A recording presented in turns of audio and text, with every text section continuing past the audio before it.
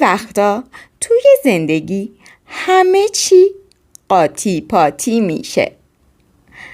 انگار که هیچ راهی نیست و همه چی به فنا رفته.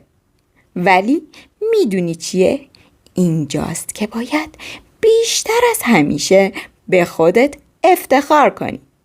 به قول کتاب وقتی همه چی به فنا رفته، تلاش نکن همیشه قوی باشی.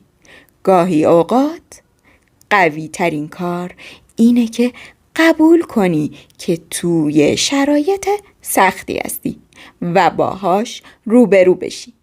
همین که داری با این شرایط کنار میای خودش کلی افتخار داره. این کتاب برعکس اسمش در اصل راههایی برای پیدا کردن امید و معنا در زمانهایی صحبت میکنه که به نظر میرسه همه چی از هم پاشیده. زندگی همین جوریه. هممون تجربهش کردیم. وقتی بچه بودیم زمین میخوردیم. بلند میشدیم، میخندیدیم و دوباره ادامه میدادیم. اینم مثل همون روزاست. شاید الان گیر کردی، ولی هر بار که زمین خوردی و دوباره بلند شدی یه قدم به جلو برداشتی.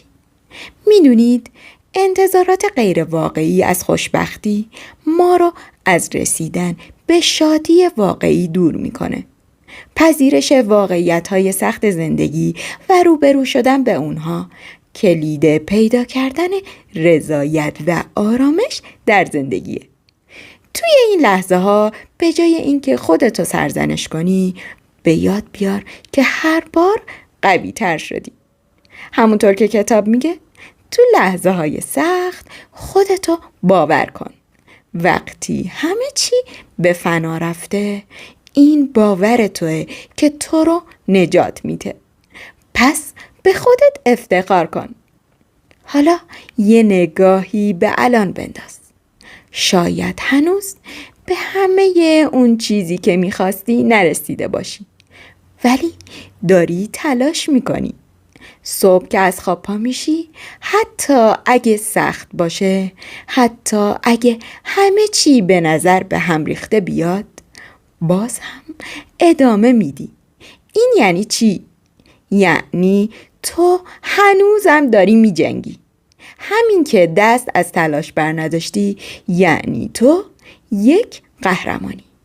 و همینطور که کتاب میگه کسانی که حتی توی لحظه های سخت دست از تلاش بر نمیدارن همونهایی هستن که زندگی رو میبرن.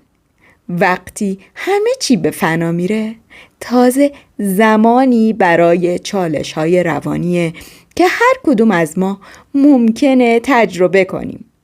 و این پیام رو میرسونه که حتی وقتی اوضاع بدتر از همیشه به نظر میرسه، هنوز هم میشه امید داشت و برای زندگی بهتر تلاش کرد. آخرش اینه رفیق، زندگی کوتاه‌تر از اونی که بخوای خودتو دست کم بگیری. هر قدم کوچیکی که برداشتی، هر تصمیم سختی که گرفتی، یه دنیا ارزش داره. مهم نیست بقیه چی میگن، تو میدونی که چقدر تلاش کردی. پس از همین الان به خودت قول بده که بیشتر به خودت افتخار کنی.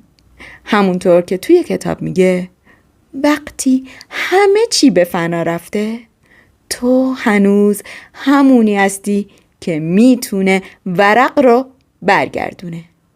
یادت نره، به خودت افتخار کن چون تو لایقشی.